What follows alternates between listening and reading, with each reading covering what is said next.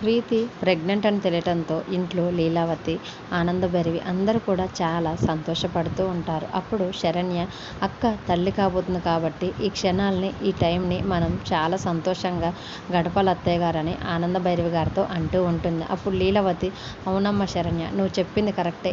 ఈ టైంని మనం మంచి స్వీట్తో సెలబ్రేట్ చేసుకుందాం. ఉండండి, నేను మీ అందరి కోసం స్వీట్ తయారు చేసుకొని వస్తానని లీలావతి వెళ్ళిపోబోతుండగా వెంటనే శరణ్య, ఆగండి అత్తయ్య, ఎందుకు మీరు వెళ్ళి స్వీట్ చేసేది, మనకి స్వీట్ చేయటానికి సౌమ్య ఉంది కదా అని సౌమ్యని అందరి ముందు ఇరికిస్తుంది.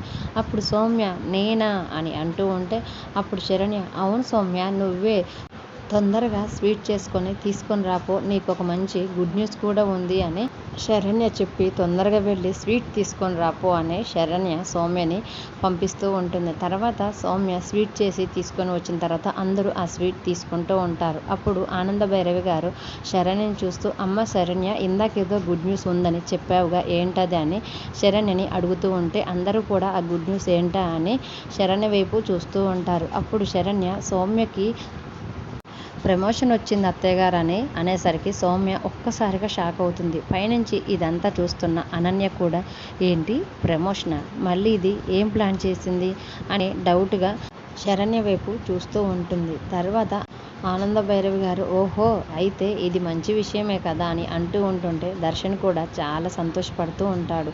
అవును అత్తయ్య గారు, మన సౌమ్యకి మంచిగా ప్రమోషన్ రావటంతో ఇంకా తనని చెన్నైకి ట్రాన్స్ఫర్ చేశారు అని చెప్పటంతో ఒక్కసారిగా సౌమ్య, అనన్య ఇద్దరు కూడా ఏంటి చెన్నైకి ట్రాన్స్ఫర్ చేశారా అని ఒక్కసారిగా షాక్ అవుతూ ఉంటారు. మరి శరణ్య ఛాలెంజ్ చేసిన విధంగానే సౌమ్యని ట్రాన్స్ఫార్మర్ పేరుతో ఇంటి నుంచి బయటికి గెంటి వేస్తుంది. అనన్య, సౌమ్య ఇద్దరూ కలిసి చెన్నైకి వెళ్లకుండా ఎలాంటి ప్లాన్ చేసి ఆపుతారు అనేది అప్కమింగ్ ప్రోమోలో చూద్దాం. వీడియో నచ్చితే ప్లీజ్ లైక్ చేసి మన ఛానల్ని సబ్స్క్రైబ్ చేసుకోండి. Thanks for watching.